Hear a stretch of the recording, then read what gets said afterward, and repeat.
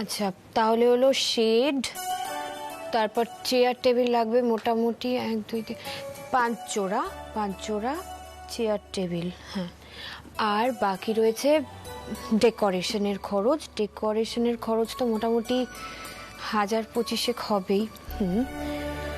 তারপর তারপর যে লিস্টটা দিয়েছে সেই খরচটা করতে গেলে অনেক হয়ে যাবে। না না, এখন আর খরচ করা যাবে না, এখন এখানেই থাক। তাহলে পারমিতা ম্যাডাম টোটাল কত খরচা হলো আপনার? অনেক টাকা। দেখো, এখন আমি সবে একটা নতুন ক্যাফে খুলেছি, সেখানে ডেকোরেশনের খরচ, খাবারের জন্য কাঁচা মাল, মশলাপাতি, তাতে প্রচুর টাকা খরচ হয়ে গেছে। নতুন করে সাজানোর জন্য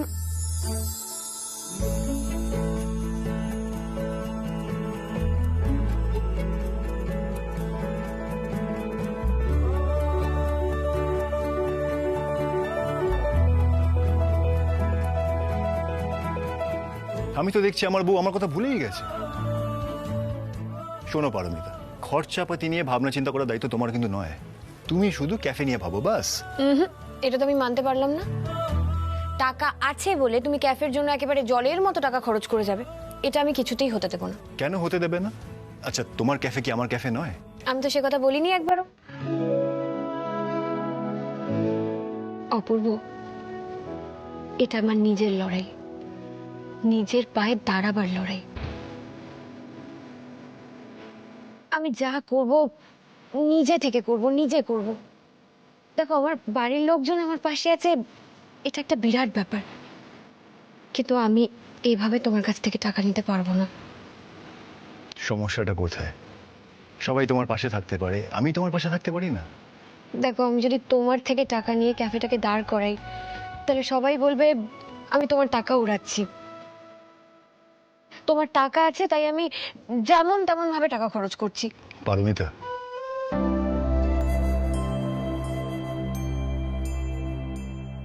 যেদিন আমি তোমাকে বুক ক্যাফেটা করে দিতে পারলাম না, সেদিন হয়তো লোকজন বলেছে যে অপূর্ব গাঙ্গুলি এত বড় একটা অ্যানাউন্সমেন্ট করে নিজের বউকে বুক ক্যাফেটা করে দিতে পারলো না। সত্যি কথা বলতে, সেই ঘটনাটা ঘটার পর আমি অনেকটাই ভেঙে পড়েছিলাম। কিন্তু তোমার বারান্দা ক্যাফের এফোর্টটা দেখার পর আমার এই মন খারাপটা একদম চলে গেল। দেখো, কে কি বললো তাতে আমার সত্যি কিছু যায় আসে না। আমরা আমাদের কাজটা ঠিকমতো করতে পারছি কিনা সেটাই আমার কাছে ইম্পর্টেন্ট। এইসব লোকজন আমার কাছে একদম ইম্পর্টেন্ট নয়। আমার কাছে যদি কেউ ইম্পর্টেন্ট হয়ে থাকে, সেটা হলে শুধুমাত্র তুমি পারমিতা।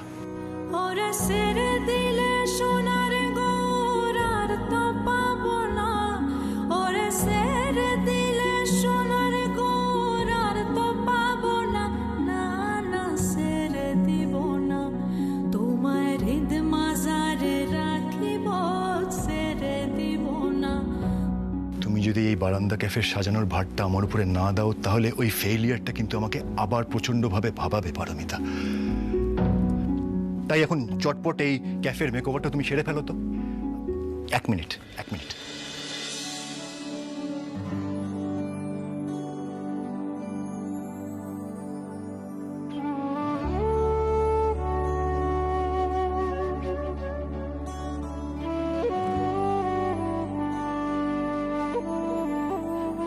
ম্যাডাম,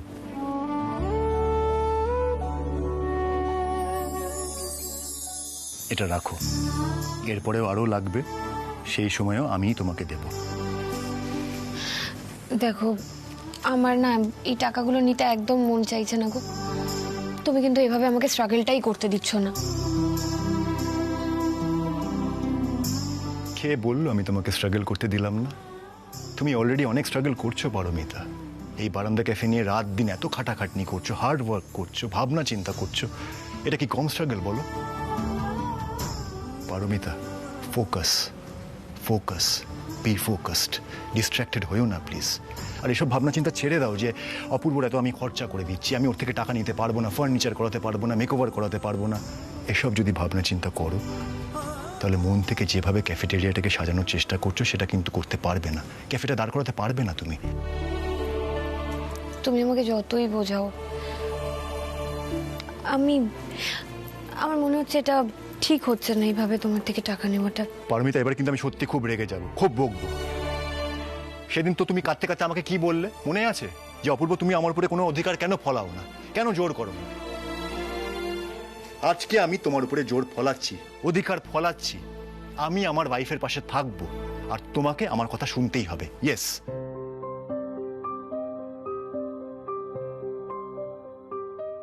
আমার তো তোমার উপর অধিকার আছে আমি জানি, কিন্তু তুমি কেন অধিকারটা দেখাতে পারলে না? চুপ করে থাকলে তো হবে না। কি হলো বলো, তুমি কেন আমার উপর অধিকারটা ফলাতে পারলে না? তোমার কোথায় অসুবিধা হলো? আর তোমার এই সুন্দর হাসি মুখে কাজটা করতে হবে। Smile, smile. এই তো, এই তো মেঘ কেটে যাদের দেখা পাওয়া গেছে। Seriously I am so happy. স্বপ্নগুলো বিনি সুতো দিয়ে বোনা, এই সাথে পাকে পথের বাঁকে ঝড়ে জলে সারা বেলা। আমার যা কিছু ভালো আছে আজ তোমায় দেওয়ার পালা। হাতে হাত রেখে বুঝে নিও শুধু এরই নাম করি খেলা, করি খেলা, করি খেলা। এরই নাম করি খেলা, করি খেলা।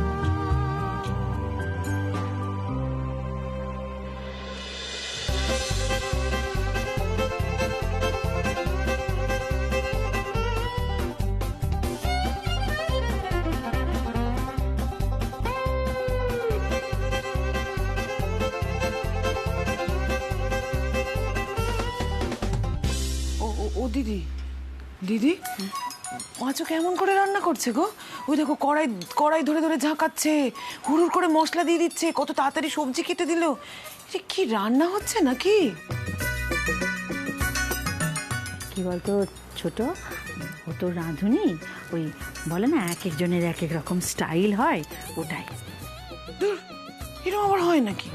চলো পাঁচকে গিয়ে বলি, চলো চলো। চ।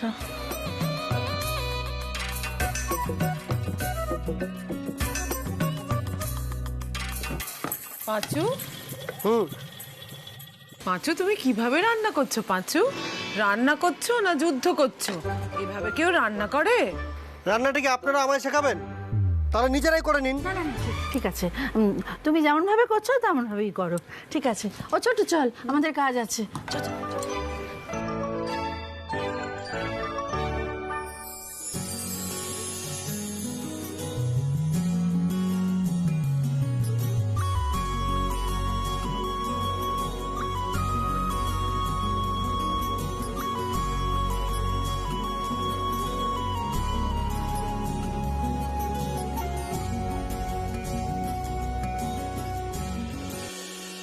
যাক বাবা, এত ভিড় হচ্ছে, সবাইকে সার্ভ করে কুলিয়ে উঠতে পারছি না। এই বলছি সব ঠিকঠাক আছে তো এদিকে? ঠিক আছে। কি বলছো বৌদি ভাই? কাস্টমারদের বসার জায়গা দিতে পারছি না, বাইরে লোকে ওয়েট করছে কখন টেবিল ফাঁকা হবে। দেখো, আমরা কিন্তু এটাই চেয়েছিলাম, তাই তো? পারমিতা দি, সাকসেস কেমন এনজয় করছো? যেটুকু যা হচ্ছে সব তো তোমাদেরই জন্য বলো। তোমরা এভাবে ঝাঁপিয়ে না পড়লে তো বারান্দা ক্যাফেটাই হতো না। Excuse me.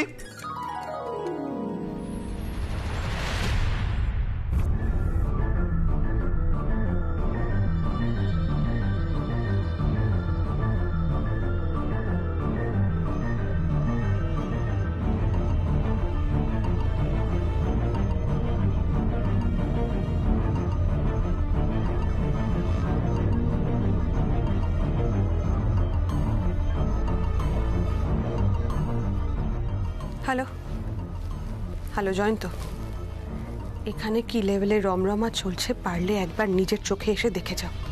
আমার কথাকে তো সবসময় লাইটলি নিয়েছো, এবার পারলে দয়া করে আমার কথাটা শোনো আর এখানে সিচুয়েশনটা দেখে যাও।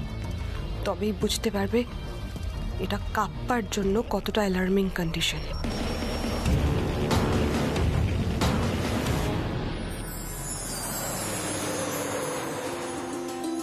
Thank you. আসুন, বসুন বসুন। আমি দিয়ে দিচ্ছি। হ্যাঁ আচ্ছা, হ্যাঁ, এটা স্পেশাল আছে। ওকে, হ্যাঁ আমি এখন পাঠিয়ে দিচ্ছি।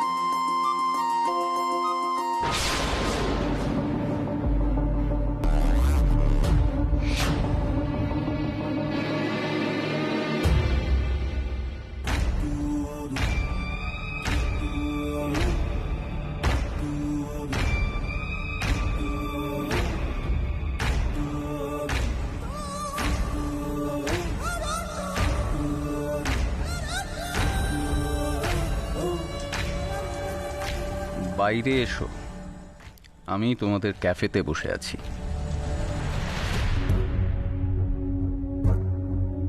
স্যার আপনার অর্ডারটা? হ্যাঁ, আপনাদের ক্যাফেতে স্পেশাল ডিশ কি আছে? আজকের আমাদের স্পেশাল মেনু হচ্ছে প্রন কাটলেট আর ডেভিলস এগ।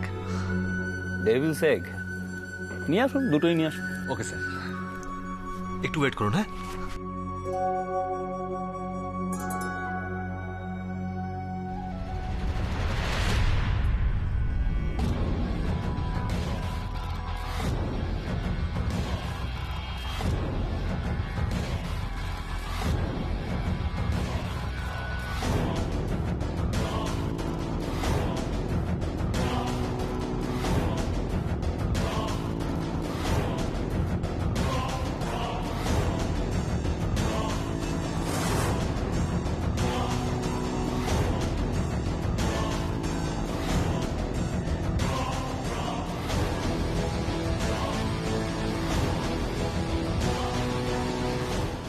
কই জয়ন্ত? বললো যে এসেছে।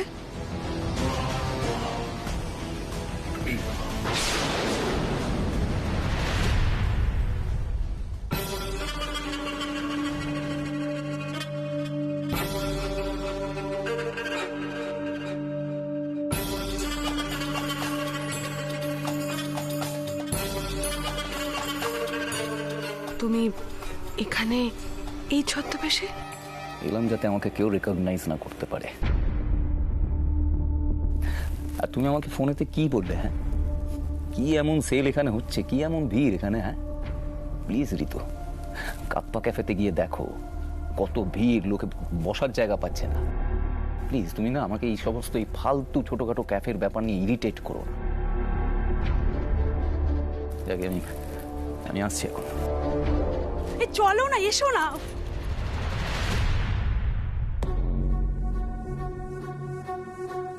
আরে এখানে কেন এলে? আর কাপ্পা ছাড়া অন্য কোনো ক্যাফেতে আমার ভালো লাগে না। আরে এখানকার অ্যাম্বিয়েন্সটাই অন্যরকম। আমার বন্ধুদেরকে আমি নিয়ে এসেছিলাম, এখানে যেমন খাবার তেমনি গান হয়। এ চলো তো, বসো, বসে দেখোই না, মুডটা চেঞ্জ হয়ে যেতে পারে। ওইদিকে টেবিল খালি আছে, আসুন আসুন আসুন। চলো।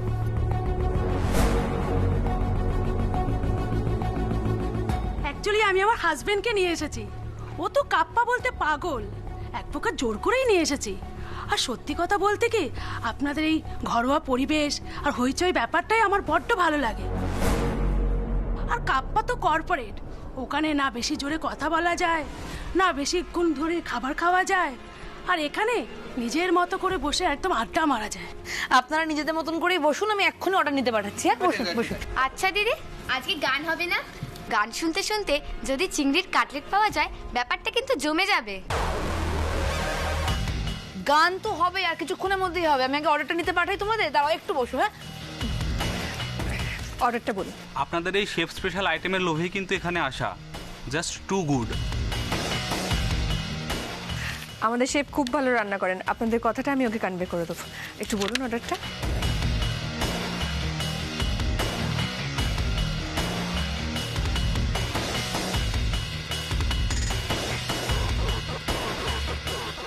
স্যার এই আপনার অর্ডার। খেয়ে বলবেন হ্যাঁ কিরকম লাগলো।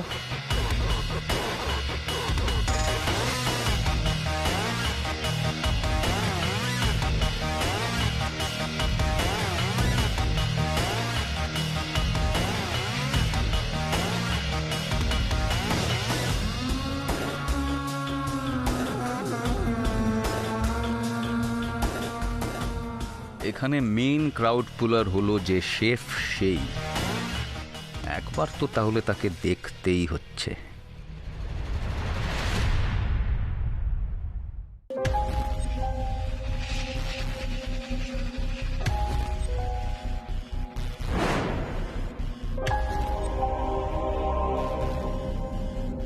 Hello madam.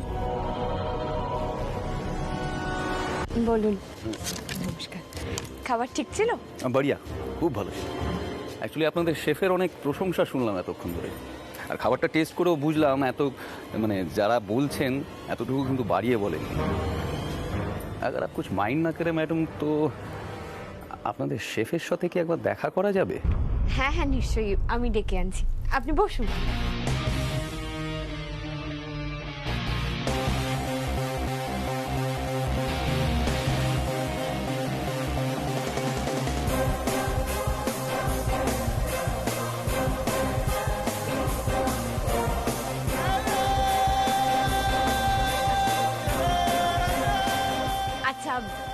ইনি হলেন আমাদের শেফ পাঁচফোড়ন মান্না।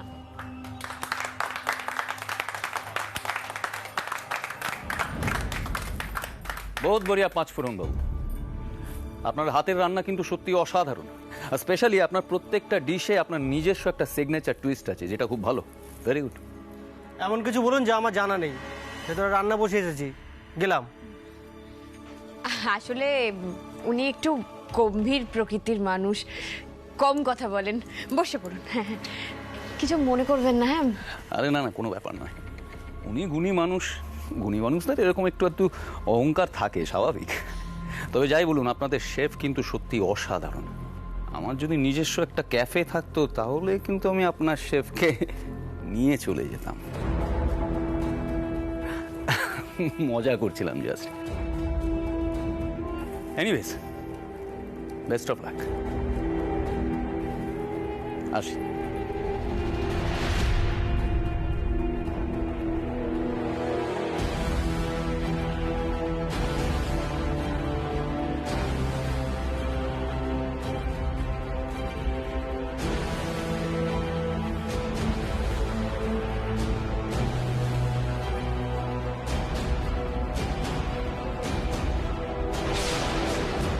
লোকটা কেমন করে কথা বলল? খাবার তো খায়নি দেখছি, তার আগেই পাঁচুদার এত প্রশংসা করলো, কি জানি।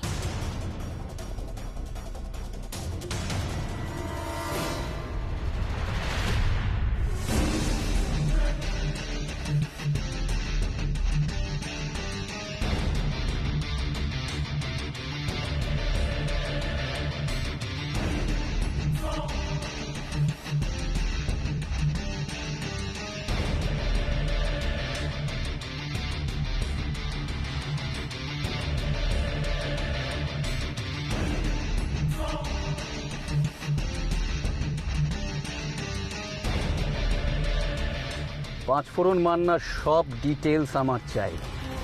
I want that chef in my cafe at any cost.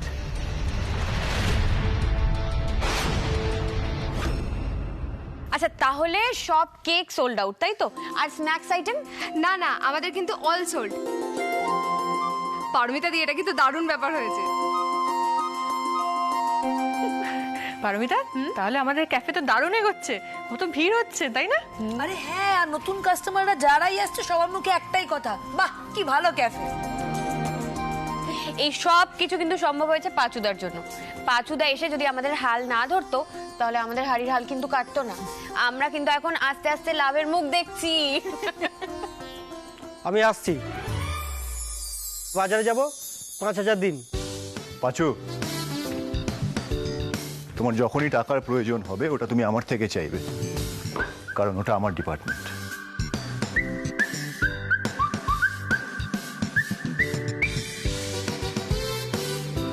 এ নাও।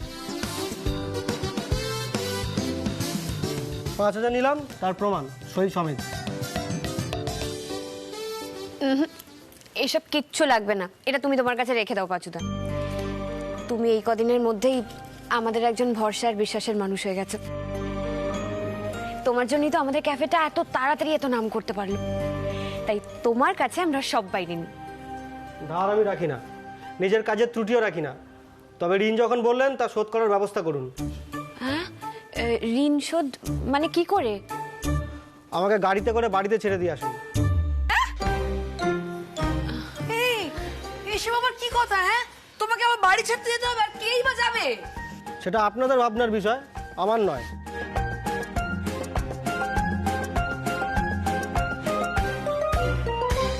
তোমাকে আবার বাড়ি ছাড়তে যেতে হবে, আর কেই বা যাবে? সেটা আপনাদের ভাবনার বিষয়, আমার নয়। আচ্ছা ঠিক আছে, ঠিক আছে মিষ্টি, দাঁড়া, আমি সৌভিককে ডাকছি। রিল্যাক্স, রিল্যাক্স কর। সৌভিক, সৌভিক, এই সৌভিক, একটু নিচে আয় না। আসছি। হ্যাঁ দাদা ভাই বল। সৌভিক শোন না, বলছি তুই তোর বাইকটা করে ওই পাঁচুকে, মানে এই পাঁচফোড়নকে একটু ওর বাড়িতে পৌঁছে দিয়ে আয় তো, যা। এটা আবার নতুন যোগ হলো নাকি? কালকে না আবার বলে বসে প্লেনে করে আমায় বাড়িতে ড্রপ করে দিয়ে এসো। অবান্তর কথা বলে আমার সময় নষ্ট করবেন না। আমার সময়ের দাম আছে। সৌভিক, সৌভিক একটু যাও না, একটু পৌঁছে দিয়ে এসো না।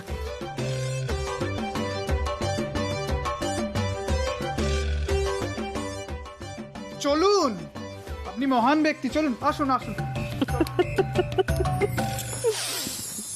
মানেটা কি? হ্যাঁ, এটা কি হলো, কেন হলো? এই 5 ফোড়নের সাথে কথা বলতে না এত ভয় লাগে, সারাক্ষণ সমঝে কথা বলতে হয়। তো উনি কিন্তু এমনিতে খুব ভালো মানুষ। হ্যাঁ, একটু ডাটে থাকেন ঠিক কথাই, কিন্তু কাজটা কিন্তু 100% দিয়ে করেন। ও বৌমন, এটা তুমি কি বলছো? একটু ডাটা থাকে, একটু? আর লোকটা হাসেই না, একদমই হাসে না, মুখটা গম্ভীর করে কথা বলে। তাতে আমাদের কি যায় আসে? ওনার খাবার খেয়ে তো সকলের মুখে হাসি ফুটছে, সেটা তো ইম্পর্টেন্ট।